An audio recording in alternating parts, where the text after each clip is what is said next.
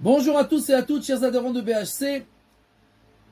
Il y a écrit dans le verset Bezot Yavo Aaron que Aaron, le grand prêtre, viendra avec Zot, avec cela, c'est-à-dire avec le sacrifice, et alors il expiera nos fautes.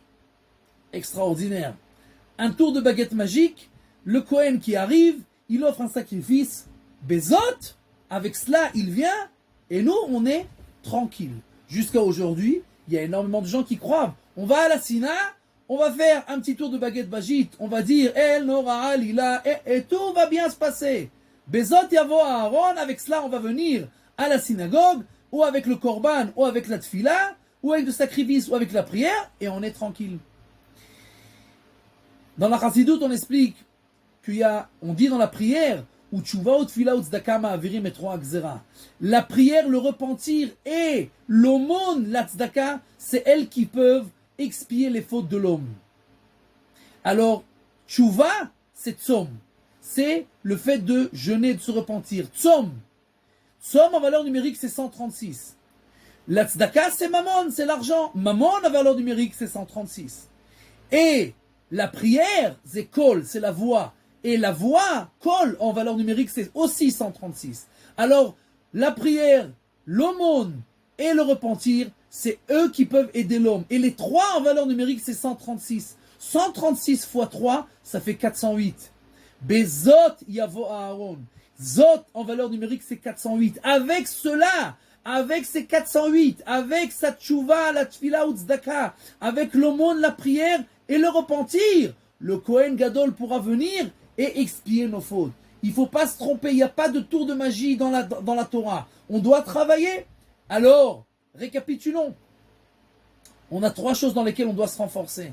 Les mitzvot, c'est pas compliqué, il y a plein de choses qu'on ne fait pas comme il faut. Alors, trouvez quelque chose qu'on peut réparer, s'améliorer, etc.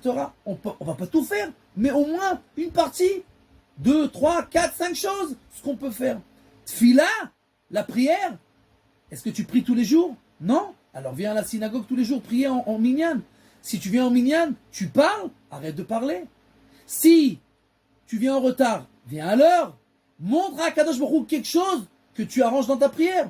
La tzedaka, tu donnes un 10% de ce que tu reçois. Tout ce que tu reçois. Tu as reçu des cadeaux, tu as reçu un héritage, tu as reçu à ton mariage, on t'a rajouté un peu dans ta paye. Tout tu donnes. Les 10%? Non? Alors donne. Tu donnes pas du tout? Donne un peu. Tu fais déjà l'aumône? Tu fais déjà les 10%? Donne plus. Tu fais rien? Rajoute un peu de tzedaka. Tout ce qu'on peut faire pour se repentir, pour arranger, on ne peut pas tout faire, ok. Mais au moins, chacun de ces sujets rajoute, fait, montre, travaille. Et alors, avec ça, bezot, aniboteach. Sur ça, je peux être sûr. Sur cela, je peux être sûr. C'est quoi cela? Bezot. C'est quoi Zot?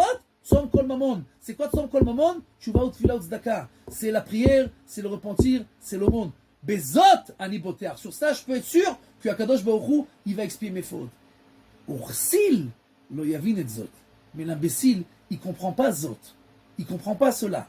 Il comprend pas que il doit travailler. Il croit que la vie, c'est un tour de baguette magique. Mais les gens qui croient ça en général, ils croient ça dans tous les domaines. Et alors, jamais ça réussit. Parce que dans la vie, elle appartient à ceux qui travaillent. Et ceux qui réussissent dans la vie, c'est ceux qui travaillent.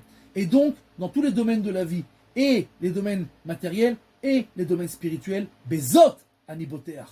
Be'atzlacha.